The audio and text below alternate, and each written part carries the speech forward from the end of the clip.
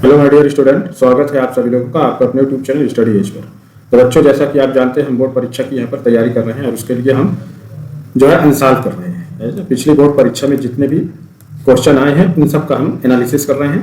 Unsolved में हम 2024 का सेट नंबर 2 कर रहे हैं, है ना। सेट नंबर 1 कंप्लीट हो चुका है और ये हमारा सेट नंबर 2 है। इसमें भी हमने क्वेश्चन नंबर 22 तक जो है कंप्लीट कर चुके हैं। आज हम शुरू करेंगे क्वेश्चन नंबर 23। इसके अलावा 2022 का भी सेट चल रहा है ना, और कुछ एग्जाम ओरिएंटेड क्वेश्चन की सीरीज भी चल रही है ना। इन सब की वीडियो आप जरूर देखें। इससे क्या होता है कि आपके हर क्वेश्चन पर बहुत अच्छी पकड़ होगी और आप एग्जाम में बहुत अच्छे नंबर जरूर लाएंगे। तो चलिए बिना किसी देरी के हम शुरू करते हैं अपनी क्लास। और क्लास शुरू करने से पहले आपसे रिक्वेस्ट है, यदि आप चैनल पर नए हैं तो सबसे पहले आप चैनल को सब्सक्राइब कर लें और अपने क्लासमेट के साथ इसे शेयर करना बिल्कुल भी ना भूलें। तो देखो बच्चों, ये हमारा प्रश्न नंबर 23 है ना। प्रश्न नंबर 22 तक तो हमने कर लिया, अब ये 23 है। इसमें है कि यदि किसी समांतर श्रेणी यानी एपी के प्रथम 8 पदों का योगफल कितना है, 64 है, और इसके प्रथम 17 पदों का योगफल है 289, तो श्रेणी का प्रथम पद और सार अंतर ज्ञात कीजिए। हमें क्या निकालना है, इस श्रेणी का प्रथम पद और सार अंतर ज्ञात करना है। तो सबसे पहले हम क्या कर लेते हैं कि माना समांतर श्रेणी का प्रथम पद ए और सार अंतर डी है। इस चीज को हमने मान लिया जो हमें लाना था। तो अब यहाँ पर देखिए, यहाँ है कि प्रथम 8 पदों का योगफल 64 है, यानी कि हमें दिया गया है कि S8 बराबर कितना है 64, और उसके बाद दिया है कि प्रथम 17 पदों का यानी कि S17 बराबर दिया है 289। ये दो चीज हमें पता है। तो देखो बच्चों, एक फार्मूला ये होता है कि Sn इज इक्वल टू होता है n/2 into 2a plus n-1 into D. ये फार्मूला होता है, ये हमें पता है, इस पे हम रखेंगे। अब अगर हम S8 रखते हैं तो ये हमारा हो जाएगा S8 और n की जगह पे कितना मिलेगा 8/2 और 2a, यहाँ 2a प्लस का, अब देखो 8-1 इंटू डी, ये बनेगा।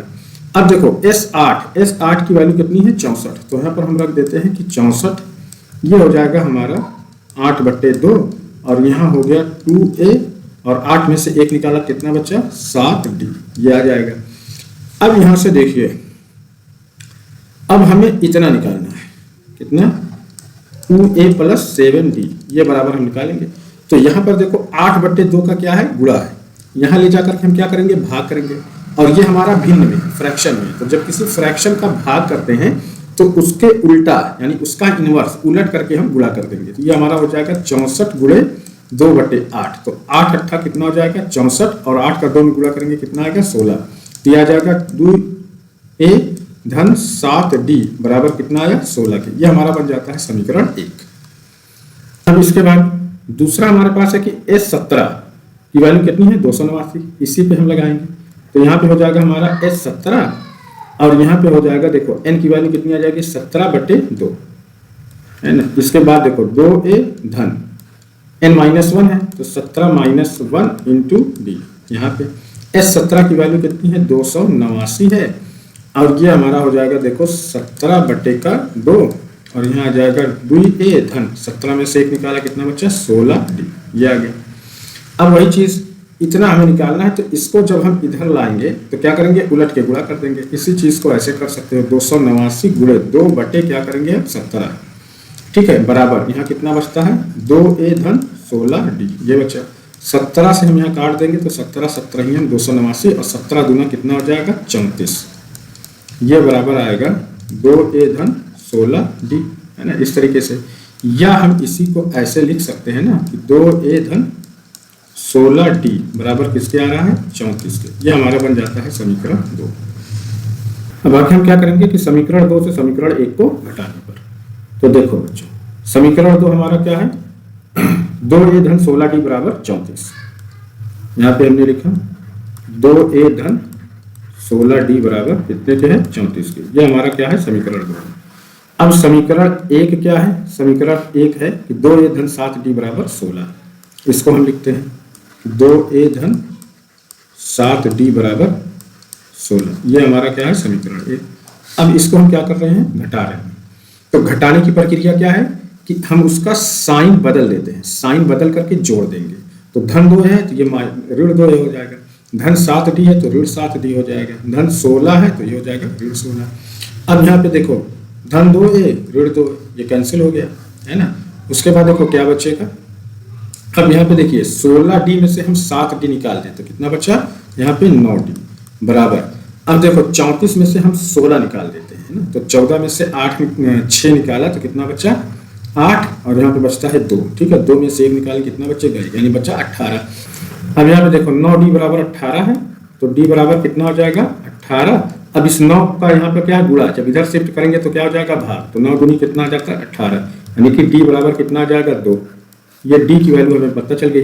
अब हम 1 की वैल्यू निकालेंगे, तो इसके लिए हम क्या करेंगे है कि समीकरण 1 में D का मान रखने पर, समीकरण 1 है हमारा 2A धन 7D बराबर कितने के हैं 16 के। अब यहाँ पे ये देखो हो जाएगा 2A धन 7 गुणे D का मान कितना है 2 बराबर किसके 16 के। अब आगे देखो ये कितना आ जाएगा, ये 2A एज इट इज रहेगा धन, और 7 दूनी कितना हो जाएगा ये 14 बराबर किसके 16 के। तो 2A बराबर कितना हो जाएगा, अब इस 14 को हम इधर ले जाए, धन है तो इधर जाएगा तो ऋण हो जाएगा, ऋण 14 है ना। तो 2A बराबर, तो 16 में से 14 निकाला कितना बचा 2, तो A बराबर कितना हो जाएगा, इधर 2 है और यहाँ 2 का गुणा है तो यहाँ लाके हम 2 से भाग दे देंगे, तो 2 एकम 2, यानी कि A बराबर कितना आ जाएगा 1। यही 2 वैल्यू हमें क्या करनी थी, फाइंड करनी थी, प्रथम पद और सार अंतर। तो इस तरीके से हमें ये प्रथम पद यानी कितना आ रहा है 1, और सार अंतर कितना आ रहा है 2। यही हो जाएगा हमारे क्वेश्चन का फाइनल आंसर। तो देखो बच्चों क्या करते हैं कि सबसे पहले हम मान लेते हैं कि माना रेलगाड़ी की चाल, हम इसको मान लेते हैं x किलोमीटर प्रति घंटा। ये हमने रेलगाड़ी की चाल मान ली। अब देखो 180 किलोमीटर की दूरी क्या है, 180 किलोमीटर की दूरी तय करने में लगा समय। अब समय बराबर क्या होता है कि दूरी बटा चाल, ये हमें पता है कि फार्मूला कि समय बराबर होता है दूरी बटा चाल। इस पे हम रखेंगे समय निकालेंगे, तो दूरी कितनी है, दूरी है 180 किलोमीटर की, तो इसको हमने लिया 180 बटा चाल, क्या हमने माना था x, ये आ जाएगा 180 बटा x घंटा, ये समय लेती है। ठीक है, अब उसके बाद क्या है कि 5 किलोमीटर प्रति घंटा की चाल जब बढ़ाने पर तो उसकी नई चाल क्या आ जाएगी, तो नई चाल जो आएगी, पुरानी चाल कितनी थी x, उसमें हम 5 किलोमीटर प्रति घंटा ऐड करेंगे तो नई चाल आ जाएगी x प्लस 5 किलोमीटर प्रति घंटा, ये नई चाल आ गई। अब जब नई चाल आ गई तो 180 किलोमीटर की दूरी तय करने में लगा समय क्या होगा, तो यही चीज है कि दूरी बटा चाल। तो दूरी कितनी है 180 है और चाल कितनी है x प्लस 5, इतने घंटे का समय लेती है। ठीक है, बात समझ में आई। अब प्रश्नानुसार जो प्रश्न है उसके हिसाब से आप देखेंगे तो यहाँ क्या कहता है कि वह उसी यात्रा में 1/2 घंटे का कम समय लेती है। कब, जब यह चाल को हम 5 किलोमीटर प्रति घंटा बढ़ा देते हैं। तो इसके लिए हम क्या करेंगे कि ये जो हमारी पहले की ये जो समय था 180 बटा x, इसमें से हम घटा देंगे किसको, जो नया समय आया है 180 बटे x माइनस 5, ये हम घटाएंगे तो हमें कितना मिलना चाहिए 1/2, आधे घंटे का। अब इसको हम सॉल्व कर देंगे। कैसे सॉल्व करेंगे, यहाँ पे देखिए, यहाँ देखो 180, यहाँ 180, तो 180 हम कॉमन ले लेते हैं, तो यहाँ पे बचेगा हमारा कितना 1/x माइनस यहाँ पे आएगा 1/x प्लस 5 बराबर किसके 1/2 का। अब देखो, अब यहाँ पे हम तिर्यक गुणा करते हैं, इसका इधर करेंगे तो इधर 180 है ही है, x प्लस 5 का जब हम इधर करेंगे तो यह आ जाएगा हमारा x प्लस 5, और x का हम इधर करेंगे तो ये हो जाएगा माइनस x बटे, इन दोनों का करें तो x का x में करोगे तो कितना आ जाएगा x स्क्वायर प्लस फिर x का हम 5 में करेंगे तो कितना आ जाएगा 5x, ये आया बराबर किसके आएगा 1/2 के। अब देखो 180, अब यहाँ पे देखो ये कितना है, ये है हमारा प्लस x और ये माइनस x, ये कैंसिल हो जाएगा तो बचेगा यहाँ पर क्या 5 बटा कितना आ जाएगा x स्क्वायर प्लस 5x बराबर किसके आएगा 1/2 के। अब आगे देखिए, इस 180 का हम 5 में गुणा कर दें तो 5 0 0, 5 8 40 का 0 आता है, 5 के नंबर 5 4 9, यानी कितना आ जाएगा 900 बटे में यहाँ होगा x स्क्वायर प्लस 5x बराबर किसके 1/2 के। देखो हमें मिला क्या है कि 900 बटे x स्क्वायर प्लस 5x बराबर 1/2। अब इसका हम तिर्यक गुणा करते हैं, इसका हम इधर में करेंगे और इसका इधर करेंगे, तो जब x स्क्वायर धन 5x का 1 में करेंगे तो आप मिलेगा कि x स्क्वायर धन 5x बराबर और 900 का 2 में करेंगे तो 9 दूनी कितना हो जाता है 1800, है ना। अब यहाँ पे देखो ये समीकरण बन जाएगा हमारा कि एक्स स्क्वायर धन 5x और धन 1800 इधर लाएंगे तो कितना हो जाएगा ऋण 1800। अब ये हमारा बन गया एक द्विघात समीकरण। अब इसको हम सॉल्व करेंगे, तो सॉल्व कैसे आप करते हैं कि अब यहाँ पे देखो कितना है ऋण 1800 है और एक्स स्क्वायर का गुणांक 1 है। इसमें जब गुणा करेंगे तो हमें मिलेगा कितना ऋण 1800 ही मिलेगा, यानी दो संख्याओं का गुणा करने पर कितना आना चाहिए ऋण का 1800। और जब उसी संख्या को हम जोड़ दें तो x का गुणांक कितना है 5, यानी कि जब उन्हीं को जोड़ें तो कितना आना चाहिए धन 5 आना चाहिए। तो बच्चों देखो हम 45 में अगर माइनस का 40 जोड़ें तो हमें क्या मिलेगा, ये हमें मिलेगा 45 और प्लस माइनस क्या आ जाता है कि माइनस का 40, यानी कितना आ जाएगा 5। और इन्हीं दोनों को यानी कि 45 गुणे माइनस 40 करेंगे तो कितना आ जाएगा माइनस का 1800, ये हमें यहाँ पर मिलने वाला है। तो इस तरीके से हमें दो नंबर मिलता है, एक मिलता है 45 और दूसरा मिलता है माइनस का 40। तो ये जो हमारा 5x है इसी को हम तोड़ेंगे किसमें, देखो एक्स स्क्वायर हम लिखेंगे कि धन 45x माइनस 40x माइनस ये कितना है 1800 बराबर 0 के, है ना। यहाँ वैल्यू कितनी हो रही है सर 0 के बराबर हो रही है। अब यहाँ से हम कॉमन लेते हैं, देखो यहाँ से x और यहाँ से x आप कॉमन ले लेंगे तो यहाँ आ जाएगा कि x प्लस 45 और यहाँ से आप माइनस जब 40 कॉमन लेंगे तो यहाँ पे हमें मिलेगा कि x माइनस 45 बराबर किसके 0 के मिलेगा ना। जब 40 से हम भाग देंगे 1800 में तो कितना आएगा माइनस का 45, ये प्लस का 45 ये आएगा, क्योंकि देखो माइनस और प्लस माइनस हो जाएगा फिर माइनस प्लस माइनस हो जाएगा। तो देखो x प्लस 45 हम यहाँ से x प्लस 45 कॉमन ले लेते हैं, दूसरा यहाँ पे देखो मिलेगा हमें x माइनस यहाँ पे कितना मिल रहा है 40 बराबर किसके 0 के।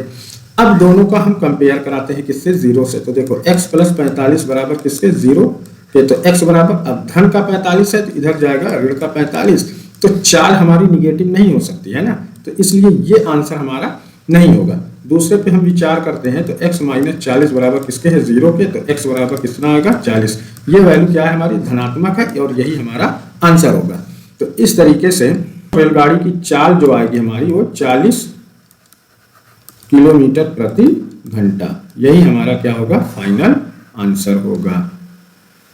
तो देखो बच्चों ये हमारा एक गोलाकार कांच का बर्तन है ना, एक बेलन के आकार की गर्दन है, इसकी ये जो गर्दन है किसकी है बेलन के आकार की है, जिसकी लंबाई कितनी है 7 सेंटीमीटर है, यानी कि ये जो लंबाई है इसकी यहाँ से यहाँ तक की ये कितनी है ये 7 सेंटीमीटर है ये है।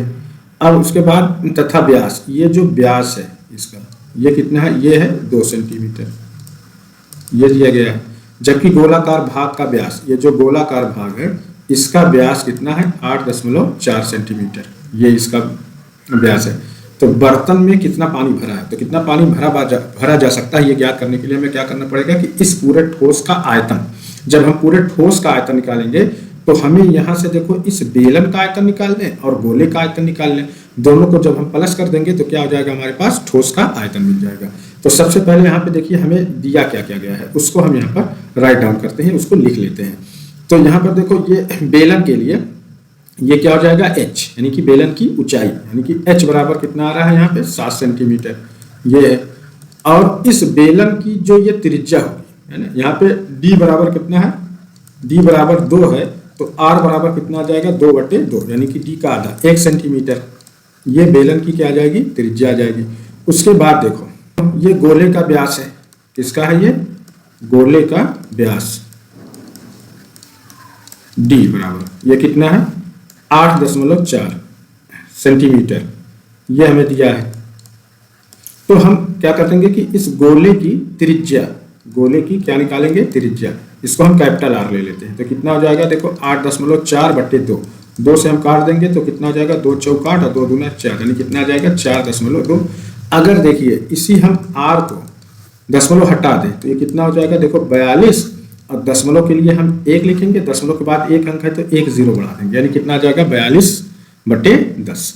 तो सारी चीज हमें पता चल गई है। अब उसके बाद हम क्या करेंगे कि ये जो हमारा बर्तन है गोलाकार कांच का बर्तन है इसका हम आयतन निकालेंगे। तो इसके लिए क्या करेंगे, तो देखो बच्चों बर्तन का आयतन निकालने के लिए हमें क्या करना पड़ेगा कि बेलन का आयतन धन गोले का आयतन, दोनों को अलग अलग निकाल करके जोड़ दें, इस तरीके से निकाल दें। तो बेलन का आयतन होता है पाई आर स्क्वायर एच प्लस, और गोले का आयतन होगा 4/3 पाई आर क्यू, ये होगा। अब यहाँ पर हम सबकी वैल्यू रख देते हैं, है ना। तो यहाँ से देखो, यहाँ पाई है और यहाँ पाई है, तो पाई हमारा क्या आ जाता है, कॉमन, ठीक है, इसको हम ले लेंगे। ब्रैकेट में आएगा देखो आर स्क्वायर एच प्लस, यहाँ पे आ जाएगा कि 4/3 आर क्यू। यहाँ पे हम सारी वैल्यू को पुट अप करते हैं। अब देखो ये हो गया पाई, और यहाँ पे आर का मान, ये आर कौन है, बेलन का, बेलन की त्रिज्या। तो यहाँ पर बेलन की त्रिज्या कितनी है, 1 का स्क्वायर हो जाएगा, और ऊंचाई h बराबर कितनी हो गई, 7। यहाँ पे हम रखेंगे तो 4/3 गुणे आर क्यू। अब यहाँ पर देखो कितना है, 42/10 है। अगर हम इसको देखो यहाँ पे काट दें तो 2 दूना 4, 2 एकम 2 और 2 पच्चे 10, यानी ये कितना आ जाता है, 21/5 आ जाएगा। तो इसकी पावर कितनी है, 3, घात 3 है, तो 21 बटे कितना आया है, 5 की घात 3 होगी, तो इसको 3 बार गुणा करके 21/5 गुणे 21/5, इस तरीके से। तो यहाँ पे देखो ये हो गया पाई, और 7 और 1 का स्क्वायर कितना आएगा, तो ये हो गया 7 एकम 7 धन। अब यहाँ से देखो हम काटे तो ये कटेगा, 3 7 21, 7 बार जाएगा, तो ये हो जाएगा हमारा 7 चौक कितना हो गया, 28, और 21वां कितना हो जाएगा, 441, ठीक है, बटा 5 बच्चे 25 बच्चे कितना हो जाएगा, 125, ये आ गया। अब यहाँ पर देखिए हमें करना क्या है कि 28 और 441 का हम गुणा करें, ठीक है, उसमें 125 से भाग दे दें, जो आए उसमें हम 7 ऐड कर दें, है ना, तो वही हमारा क्या हो जाएगा, आंसर हो जाएगा। तो देखो बच्चों ये हो जाएगा हमारा पाई, और यहाँ पे देखो ये कितना है, 7 धन। अब इन हम दोनों का जब हम गुणा करेंगे, है ना, तो गुणा करके आप देख लेना, इसका जब हम गुणा करेंगे तो ये आएगा 12,348 बटे, ये हो जाएगा हमारा 125। ये देखो हो जाएगा कि पाई, और यहाँ पे है 7, 348 में 125 से जब हम भाग देंगे तो ये आएगा हमारा 98.784, ये आया। अब इनको हम जोड़ देंगे, है ना, तो 98.784 में आप 7 जोड़ेंगे तो ये देखो ब्रैकेट तोड़े, यहाँ गुणा का निशान लगा सकते हो। 98.784 में 7 जोड़ोगे तो यह आएगा 105.784, ठीक है। अब यहाँ पर जब हम पाई का इसमें गुणा कर दें, पाई का मान तो हमने लिखा नहीं है, तो ये हमारी जो वैल्यू आएगी किसमें, पाई में आएगी 105.784 पाई घन सेंटीमीटर। यही जो है हमारा इस प्रश्न का उत्तर हो जाएगा। इस तरीके से बच्चों इस क्वेश्चन का आंसर जो होगा वो 105.784 पाई घन सेंटीमीटर। तो देखो बच्चों यह है प्रश्न नंबर 24 का, अथवा इसमें है कि एक खिलौना 3.5 सेंटीमीटर त्रिज्या वाले एक शंकु के आकार का है जो उसी त्रिज्या वाले एक अर्धगोले पर अध्यारोपित है। इस खिलौने की संपूर्ण ऊंचाई 15.5 सेंटीमीटर है। इस खिलौने का संपूर्ण पृष्ठीय क्षेत्रफल ज्ञात कीजिए। तो संपूर्ण पृष्ठीय क्षेत्रफल ज्ञात करने के लिए हमें क्या करना पड़ेगा, ये जो शंक्वाकार भाग है उसका पृष्ठीय क्षेत्रफल और ये जो अर्धगोला है इसका पृष्ठीय क्षेत्रफल दोनों को निकाल करके ऐड कर देंगे तो हमें इस खिलौने का संपूर्ण पृष्ठीय क्षेत्रफल मिल जाएगा। सबसे पहले हमें क्या दिया गया है कि इस खिलौने की संपूर्ण ऊंचाई, यानी कि ये जो ऊंचाई है यहाँ से यहाँ तक की, ये ऊंचाई कितनी है, ये ऊंचाई है 15.5 सेंटीमीटर, ये है, ठीक है। और इस खिलौने की त्रिज्या है ना, ये जो त्रिज्या है ये कितनी है 3.5 सेंटीमीटर, ये है हमारी 3.5 सेंटीमीटर, ये त्रिज्या है। उसके बाद देखिए, अब उसके बाद कहा है कि उसी त्रिज्या वाले एक अर्धगोले पर अध्यारोपित है। अब वही त्रिज्या है, यानी कि ये अर्धगोले की त्रिज्या यहाँ से यहाँ तक, ये कितनी है, या यहाँ से यहाँ तक सब क्या है, इस अर्धगोले की त्रिज्या ये भी कितनी है 3.5 सेंटीमीटर, ये भी है। तो यहाँ पर देखो एक चीज आपको आई कि जब इस हम शंक्वाकार भाग की ये जो ऊंचाई है ना, इसको हम निकालेंगे, ऊंचाई कितनी आ जाएगी कि ये जो अर्धगोले की त्रिज्या है इसको हम संपूर्ण ऊंचाई में से घटा दें। तो देखो बच्चों हमें दिया गया है खिलौने की त्रिज्या r बराबर कितना है 3.5 सेंटीमीटर। हम शंक्वाकार भाग की ऊंचाई निकालेंगे, कितनी है कि संपूर्ण ऊंचाई खिलौने की 15.5 है, उसमें से ये जो गोले की त्रिज्या है, ये गोले की त्रिज्या है, इसको हम क्या करेंगे घटा देंगे क्योंकि ये गोले की ऊंचाई हो जाती है। ठीक है, तो 10.5 में से 3.5 निकालते हैं तो कितना आता है 12 सेंटीमीटर। और शंक्वाकार भाग का पृष्ठीय क्षेत्रफल निकालने का फार्मूला होता है पाई आर एल। तो पाई आर एल निकालने के लिए हमें जरूरत पड़ेगी इस एल की, यानी कि तिर्यक ऊंचाई की। तो इसके लिए देखो फार्मूला होता है कि अब यहाँ पर देखो आपने समकोण त्रिभुज के बारे में पढ़ा होगा। तो ये हमारा बनता है यहाँ पर, ये देखो परपेंडिकुलर है, ये समकोण बनता है। तो इसके सामने की भुजा क्या होती है, कर्ण होती है, और ये जो हमारी ऊंचाई h हो जाएगी और ये बेस होता है। तो पाइथागोरस थ्योरम कहता है कि कर्ण का वर्ग शेष दो भुजा के वर्ग के बराबर होता है। तो यहाँ पर देखो ये एल स्क्वायर ये बराबर इसकी जो ऊंचाई क्या है h है ना, h का स्क्वायर प्लस और इसकी त्रिज्या कितनी है ये r, तो ये जो है r के स्क्वायर के है ना। तो l बराबर जब आप निकालेंगे तो यहाँ से स्क्वायर हटाया तो इस पे हम अंडर रूट चढ़ा देंगे है ना। तो l बराबर आ जाएगा कि देखो h बराबर कितना आया है 12, दिया जाएगा देखो 12 का स्क्वायर और r बराबर कितना है 3.5 का स्क्वायर है ना। अब दोनों का हम स्क्वायर रूट निकाल दें तो देखो 12 का आ जाएगा 12 बरहियम कितना होगा 144 और 3.5 का स्क्वायर जब आप निकालेंगे तो ये होगा 12.25 ये आया। अब दोनों को हम ऐड कर दें तो L बराबर देखो अंडर रूट में हो जाएगा 144 और धन 12.25। यहाँ पर आप इस तरीके से जोड़ो तो 144 के बाद हम यहाँ 2 जीरो बढ़ा लें और 12.25 ये कर दें तो यहाँ गया 5, यहाँ पर 2 और 14, 4 और 2 कितना आ जाएगा 6, 4 कितना हो गया 5 कितना आ जाएगा 156 कितना आएगा 156.25। तो जब हम L बराबर निकालेंगे तो 156.25 का जब हम वर्गमूल निकालते हैं तो ये आता है हमारा 12.5 सेंटीमीटर। देखो ये आ गया।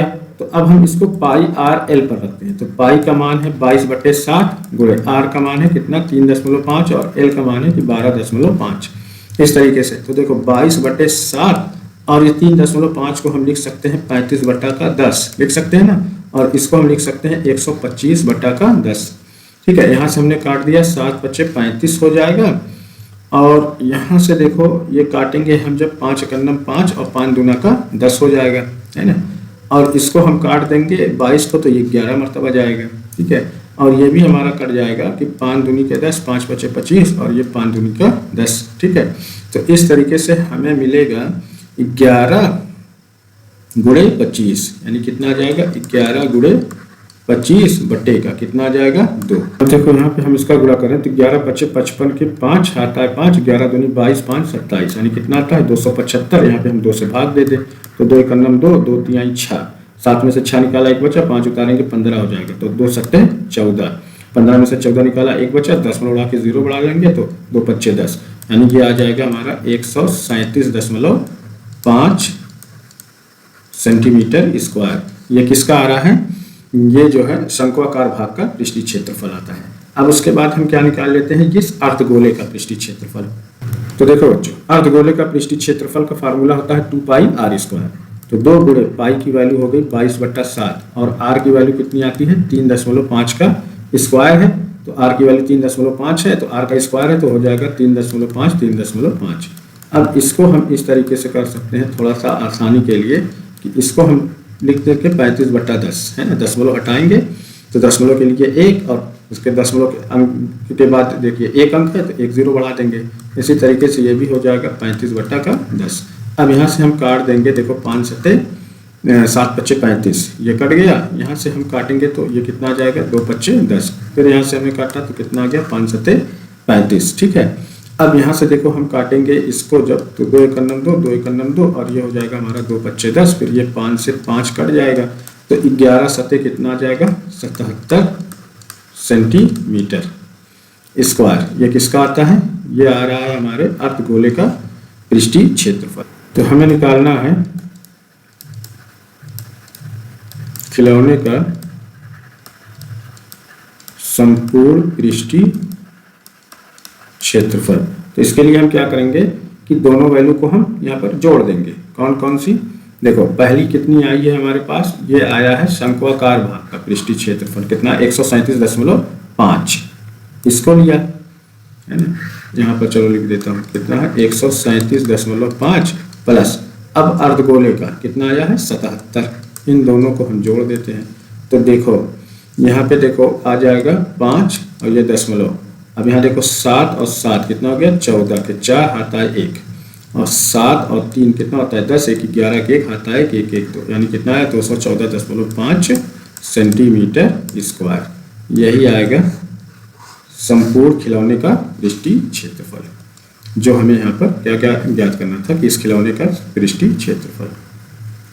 तो देखो बच्चों, ये हमारा क्वेश्चन नंबर 25 है। इसमें है कि एक बहुमंजिले भवन के शिखर से देखने पर 10 मीटर ऊंचे भवन के शिखर और तल के अवनमन कोण क्रमशः 30 अंश और 45 अंश है। तो बहुमंजिले भवन की ऊंचाई ज्ञात कीजिए। ये 6 नंबर का प्रश्न है। तो यहाँ पर देखो ये 10 मीटर ए बी, हमने ये जो हमारा ए बी इसको हमने 10 मीटर ये ले लिया है। ये एक 10 मीटर कोई भवन है ना, ऊंचा भवन है। और एक बहुमंजिला भवन के शिखर से, अब ये बहुमंजिला भवन ये हमारा सी क्यू है। ये क्या है, ये हमारा ये बहुमंजिला भवन है, ठीक है, सी क्यू। और इसकी ऊंचाई कितनी है h मीटर है, ठीक है। इसके शिखर से देखने पर तो ये जो 10 मीटर का भवन है इसका अवनमन कोण कितना बन रहा है 45 अंश का और 30 अंश का, ठीक है, उसके तल पे और शिखर पे। तो हमें ज्ञात क्या करना है कि इस बहुमंजिले भवन की ऊंचाई ज्ञात करनी है। तो इसके लिए यहाँ पर देखो एक त्रिभुज ये बन रहा है हमारा सी क्यू ए। ये त्रिभुज हमारा बन रहा है कि सी क्यू ए, ये पूरा त्रिभुज है ना, समकोण त्रिभुज। तो हम इसको लेते हैं सबसे पहले हम क्या करेंगे कि समकोण त्रिभुज सी क्यू ए में। तो देखो ये हमारा क्या है, ये लंब है और ये क्या है आधार है। तो यहाँ पे आ जाएगा देखो सी क्यू अपान ए क्यू बराबर किसके होगा tan थीटा, है ना। तो सी क्यू कितना है h है और ए क्यू कितना है x, और थीटा की वैल्यू कितनी आ रही है यहाँ पर 45, तो हो जाएगा tan 45। अब आगे देखो तो यहाँ पे हो जाएगा देखो h अपान x बराबर किसके tan 45 की वैल्यू कितनी होती है 1। अब हम इसका जब गुणा करेंगे तो यहाँ पे हर हम 1 कर लेते हैं, तो ये हो जाएगा h और ये कर देंगे x, यानी कि x बराबर कितना आ जाएगा h। ये हमारा बन जाता है समीकरण 1। उसके बाद दूसरा त्रिभुज हमारा ये देखो बनता है कि सी पी बी, ये वाला जो त्रिभुज आ रहा है इसको हम लेते हैं। ये भी हमारा कौन सा है समकोण त्रिभुज है। तो यहाँ पर हम लिखेंगे कि समकोण त्रिभुज सी पी बी में, है ना। तो यहाँ पे देखो ये कितना है h, है ना, लंब, और ये क्या हो रहा है इसका आधार। जो ये x दूरी है वही दूरी ये भी होगी x, है ना। और ये जो आएगा वो h माइनस 10 आएगा। क्यों, पूरा ऊंचाई कितनी है h, और यहाँ से जो ये ऊंचाई है पी क्यू की ये कितनी है 10, क्योंकि यहाँ पर ये जो भवन है इसकी ऊंचाई कितनी है 10 ये है, तो 10 हमारा ये भी होगा। तो h में से हम 10 घटा देंगे तो ये हमारा आ जाएगा कौन सा, ये सी पी। तो इसमें जो हमारा होता है ये क्या है C P upon P B, C P upon P B बराबर किसके होगा tan 30 के। तो सी पी की वैल्यू कितनी यहाँ पर h माइनस 10 और पी बी की वैल्यू कितनी है x। tan 30 का मान होता है 1/√3 का। अब आप तिर्यक गुणा करें तो x का जब हम 1 में करेंगे तो कितना हो जाएगा x, और इसका जब हम करेंगे तो ये हो जाएगा √3 और h माइनस 10, इस तरीके से आएगा। इसको आगे हम सॉल्व करेंगे तो देखो x बराबर कितना है h है। तो यहाँ पे हम इसको जब मान लेंगे समीकरण 2, तो क्या करते हैं कि समीकरण 1 से जो x का मान आया है उसको हम यहाँ पर पुटअप कर देते हैं। तो x की जगह पे हम h लिख लेते हैं, तो ये हो जाएगा h, और इसका जब हम मल्टीप्लाई करेंगे तो ये हो जाएगा कि √3h बराबर, और यहाँ पर हम करेंगे तो यह आ जाएगा माइनस का tan√3, ये आया। अब इसको हम इधर लेके आएंगे तो ये हो गया h माइनस √3h बराबर माइनस का tan√3, ये आ जाएगा। तो h हम कॉमन ले लेते हैं तो यहाँ पर आएगा 1 minus √3 is equal to minus का tan√3। तो जब हम h बराबर निकालेंगे तो माइनस का tan√3 है अपान, यहाँ पर देखो मल्टीप्लाई है तो इधर लाएंगे तो हम क्या कर देंगे डिवाइड कर देंगे, ये आ जाएगा। अब इसका हम क्या करते हैं बच्चों, इसका हम परिमेयकरण करेंगे, है ना। इसका हम क्या करेंगे परिमेयकरण करेंगे। तो h बराबर जो आएगा यहाँ पर देखो 1 माइनस √3 है, तो ऊपर नीचे हम 1 प्लस √3 का मल्टीप्लाई कर देंगे तो tan√3, और इसमें हम मल्टीप्लाई करेंगे 1 प्लस √3 का, अपान में देखो ये है 1 माइनस रूट थ्री, इसमें हम मल्टीप्लाई करेंगे कि 1 प्लस रूट थ्री का, इस तरीके से। अब ये देखो हमें मिला है, अब h बराबर हम निकालेंगे तो इस पूरे का हम यहाँ पे मल्टीप्लाई करेंगे तो माइनस प्लस क्या आ जाएगा बेटा, माइनस 10 रूट थ्री, और माइनस 10 रूट थ्री का हम रूट थ्री में जब करेंगे तो इस तरीके से देखो 10 रूट थ्री है, इसमें हम रूट थ्री का जब मल्टीप्लाई करेंगे तो हो गया माइनस 10, और ये अगर root three into root three तो ये बराबर हो जाएगा 10 इंटू, अब यहाँ पे देखो अंडर रूट तीन का क्या बन रहा है, जोड़ा, तो एक तीन हम यहाँ पर ले लेंगे, है ना, तो माइनस 10 का 3 में गुणा करेंगे तो कितना आ जाएगा, माइनस का 30, तो यहाँ पर जो आएगा ये आएगा माइनस का 30, ठीक है, बटे। अब देखो यहाँ पर है कि एक ऋण रूट तीन, है ना, फिर 1 प्लस रूट तीन, तो यहाँ पे एक फार्मूला आप जानते हैं कि a plus B into A minus B बराबर क्या होता है, ए स्क्वायर माइनस का बी स्क्वायर। तो यहाँ पे जब हम इन दोनों का मल्टीप्लाई करेंगे तो हो जाएगा 1 का स्क्वायर रूट 3 का स्क्वायर, तो h बराबर आ जाएगा, देखो यहाँ से हम माइनस 10 कॉमन ले लें, ठीक है, तो ब्रैकेट में हमारा बचेगा रूट 3 और यहाँ पे आ जाएगा प्लस 10 तिहाई 30, यानी कितना आ गया 3 बटे में, देखो अब 1 का स्क्वायर कितना हो जाएगा 1 माइनस, और यहाँ स्क्वायर से रूट कैंसिल हो जाएगा, कितना बचेगा माइनस का 3, है ना, तो h बराबर आ जाएगा, देखो ये हो गया माइनस का 10, ब्रैकेट में है यहाँ पर रूट 3 और धन 3 बटे रूट 3 में से एक निकाला, कितना बचा ऋण 2, यहाँ से हम कैंसिल कर देंगे, कितना आ जाएगा 5, यानी कि h बराबर आ जाएगा 5 ब्रैकेट में रूट 3 प्लस 3 मीटर। यही जो क्या होगा उस बहुमंजिले भवन की ऊंचाई होगी। देखिए बच्चों, ये हमारा प्रश्न नंबर 25 का 8वां, उसमें देखो पहला है कि भूमि पर स्थित एक बिंदु से एक चिमनी का उन्नयन कोण कितना है, 60 है। यदि चिमनी के पाद से बिंदु की दूरी कितनी है, 25 मीटर है, तो चिमनी की ऊंचाई ज्ञात कीजिए। ये देखो मान लेते हैं कि हमारी चिमनी है AB, ठीक है। अब इसके चिमनी का उन्नयन कोण यानी कि ये कितने का बन रहा है, 60 डिग्री का, है ना। ये भूमि का बिंदु, ये चिमनी के पाद से बिंदु की दूरी, ये 25 मीटर की दूरी है, यानी कि ये BC कितना है, ये 25 मीटर की दूरी है। तो हमें चिमनी की ऊंचाई ये h ज्ञात करना है। तो देखो बच्चों, अब ये हमें ज्ञात करना है, तो इसको हम लेंगे, तो ये हो गया हमारा AB अपान, अब हमें दिया क्या गया है BC, ठीक है। ये दोनों क्या है, देखो AB अपान BC, AB क्या है लंब और BC क्या आधार, तो लंब बटा आधार बराबर क्या होता है, tan थीटा, ये होता है। तो AB कितना है h और BC कितना है यहाँ पर 25, और tan थीटा, थीटा की वैल्यू कितनी है 60, तो इसको हम लिख देंगे tan 60। अब ये आ जाएगा हमारा, देखो h बटा का 25 बराबर tan 60 का वैल्यू होती है रूट 3, ठीक है। तो h बराबर जो हम निकालेंगे तो इसका इधर ले जाके क्या करेंगे, मल्टीप्लाई कर देंगे, तो ये हो जाएगा 25 रूट 3, यही क्या होगी, उस चिमनी की ऊंचाई होगी, और हमारे क्वेश्चन का फाइनल आंसर हो जाएगा। तो इसमें दो है ना, 3-3 नंबर का, 6 नंबर का क्वेश्चन होता है, इसके दो पार्ट में कर दिया, 25 का जो अथवा था, तो ये पहला है, और दूसरा हम देखते हैं, देखो ये सेकंड है। इसमें है कि भूमि से 60 मीटर की ऊंचाई पर एक पतंग उड़ रही है, पतंग से लगी डोरी को अस्थायी रूप से भूमि के एक बिंदु से बांध दिया गया है। तो भूमि के साथ डोरी का झुकाव कितना है, 60 है, यह मानकर कि डोरी में कोई ढील नहीं है, डोरी की लंबाई ज्ञात करना है। हमें क्या ज्ञात करना है, डोरी की लंबाई ज्ञात करना है। तो सबसे पहले हम क्या करते हैं, इसका एक फिगर बना लेते हैं, ठीक है। तो भूमि से ये 60 मीटर की ये ऊंचाई है, ये ले लेते हैं, ठीक है। अब पतंग से लगी डोरी को अस्थायी रूप से भूमि के एक बिंदु से बांध दिया जाता है।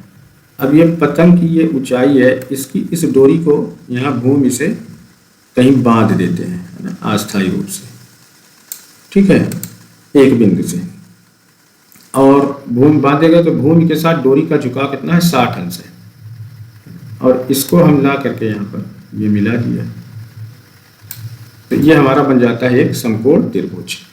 तो हम यहाँ पर देखो बच्चों, ये हम मान लेते हैं, ये क्या है, ये 60 मीटर की ऊंचाई पर कोई पतंग उड़ रही है ना, कितनी है, 60 मीटर की ऊंचाई पर, और उसकी डोरी को हमने एक बिंदु मान लिया, ये C से हमने बांध दिया है, और इस डोरी की लंबाई हम मान लेते हैं x मीटर, और इसका कितने का झुकाव, यानी कि 60 अंश का ये कोण बनाती है। तो इस तरीके से ये हमारा फिगर बन जाता है। अब देखो हमें ज्ञात क्या करना है, ये पतंग की डोरी ज्ञात करना है। तो हमें ये पता है, ये लंब है और ये क्या होता है, ये समकोण त्रिभुज है, तो समकोण त्रिभुज के सामने की भुजा क्या होती है? कर्ण होती है। तो जब हम लेंगे कि लंब बटा कर्ण यानी कि ए बी अपान ए सी, यह आएगा हमें याद करने के लिए ए बी अपान ए सी। तो लंब बटा कर्ण बराबर क्या होता है? Sine theta. तो ए बी बराबर कितना है? 60 है ना, और ए सी बराबर है एच और साइन थीटा, यानी ये कितना हो गया? साइन 60 ये है। तो देखो आगे हो जाएगा ये 60 बटा एक्स बराबर, और साइन 60 की वैल्यू होती है √3/2। अब इसका हम क्रॉस मल्टीप्लाई तिर्यक गुणा करेंगे, तो x का √3 में करेंगे तो हो जाएगा कि x √3, और 60 का हम 2 में करेंगे तो 60 गुना कितना आ जाएगा? 120। तो x बराबर कितना आ जाएगा? 120, और यहाँ √3 का गुणा है तो इधर लाके हम √3 से भाग दे देंगे। अब देखो हमारा ये जो हर है ये किसमें है? अंडर रूट में। तो अंडर रूट हटाने के लिए हमें क्या करना पड़ेगा? परिमीकरण। तो परिमीकरण करने के लिए क्या करते हैं कि √3 है तो हम ऊपर नीचे √3 का मल्टीप्लाई कर देंगे, तो ये आ जाएगा कि 120 गुणे √3 बटा में, देखो यहाँ पे हो गया √3 गुणे √3 इस तरीके से। तो आगे देखो ये हो जाएगा कि x बराबर कितना हो जाएगा? 120 √3 अपान, अब √3 तो क्या होता है बेटा? देखो √3 गुणे √3 होगा। अब हमने बताया कि जिनका जोड़ा बनता है उसको हम रूट से बाहर ले लेते हैं, कितना हो जाएगा? 3 हो जाएगा। तो यहाँ पे आ जाएगा कितना? 3। तो x बराबर कितना यहाँ काट देंगे, 3 चौक 12, यानी कितना आ जाएगा? 40 √3 मीटर। यही क्या होगी हमारी उस पतंग की डोरी की लंबाई होगी। आज जो है हमारा 2024 का क्या था? सेट नंबर 2, इसको भी हम यहाँ पर क्या कर चुके हैं? कंप्लीट कर चुके हैं, है ना। अब ये जो वीडियो बनी है ये मेरे ख्याल से 4 पार्ट में बनी है ना, ये चौथा पार्ट है। तो इस तरीके से थोड़ी थोड़ी करके, और इसकी कंप्लीट वीडियो भी आएगी, अगर आप एक साथ देखना चाहेंगे तो कंप्लीट वीडियो भी आपको मिल जाएगी, है ना। तो और इसका जो PDF है, एक चीज़ मैं भूल जाता हूँ आप लोगों को बताने के लिए, इसका PDF मेरा टेलीग्राम चैनल है ना, जिसका नाम है स्टडी एज, उसको आप ज्वाइन कर लीजिए, जिसका लिंक डिस्क्रिप्शन में दे दिया जाता है। वहाँ से आपको हर क्लास की PDF मिल जाएगी। तो बस आज के लिए इतना ही, मिलते हैं नेक्स्ट वीडियो में नए टॉपिक के साथ।